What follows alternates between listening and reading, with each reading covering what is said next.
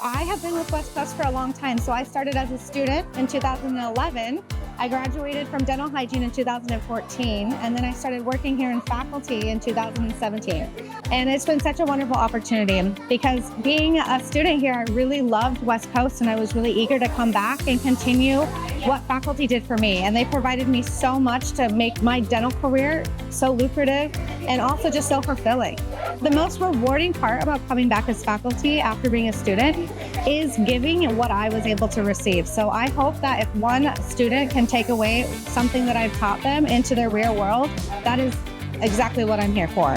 I like to work with students and give them real life experience because I am still working clinically. So we work a lot with tips and tricks and things to be able to move from clinical in school to clinical in private practice. When you come to West Coast, we have every experience you could possibly imagine, from technology to hands-on, and our faculty are here full-time for you. So we bring in the newest innovations that we can use with our students. So when they go into private practice, they're so prepared.